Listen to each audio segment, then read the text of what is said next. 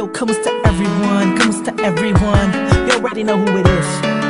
Curse one, loves Breezy. Yep, Breezy boys. J Hits. Cap Records Entertainment.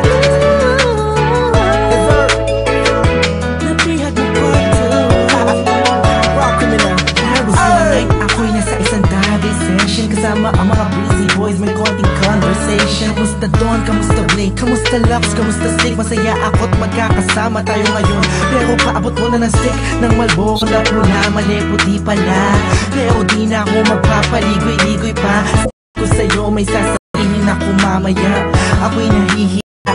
Huwag na lang kaya aaminin o ililihim. Kaso mukhang di mo talaga ako papatulugin. Ang kulit-kulit mo, sabi mo di ka rin makakatulog pag di ko sinabi ko sa'yo. Pero paano ko ba sisimulan? Ako'y talaga kinakabahan. Buti na lamang kahit na papalaw ay nakahanap ako na paraan. Malamang ika'y maguluhan pag sinabi ko sa'yo mahal na kita.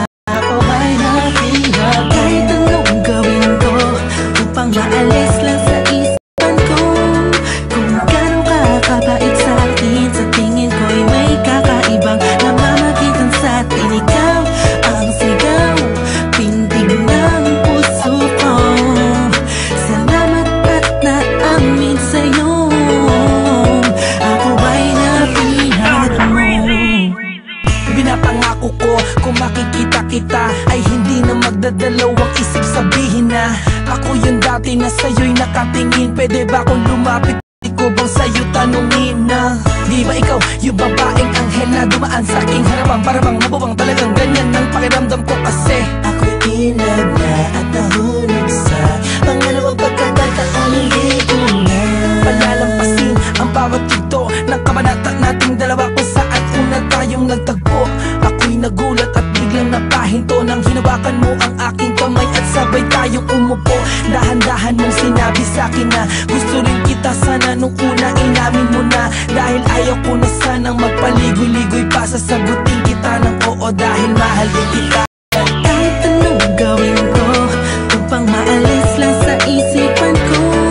Kung gano'n ka kabait sa akin, sa tingin ko'y may kakaibang namamagitan sa atin. Ikaw ang sigaw, pintig ng puso ko. Salamat at naamin sa'yo. Ako ay napihag. Araw na ang lumipas bago pa yung gabi na yun. Napapansin na kita, ayaw lumingon ang puso ko pagkat masyadong mataas ang paningin ko sa'yo. Aminado ako masyadong malakas ang dating mo sa'kin. Kabig-kabighani ka sa niningang iyong mata. Ako'y nabago pala niya, ngunit parang alanganin na abutin ang katulad mo. Parang di ko kakayanin. Masyado pang komplikado ang sitwasyon. Ayoko naman na samantalahin ng pagkakataon. Subalit di ko mapigilan ang puso kumakagas dahil sa kapaitan mo. Kasalanan ba na dalawang damdamin kung nagkakaintindihan to? Napigod mo part 2. Meron akong mamahal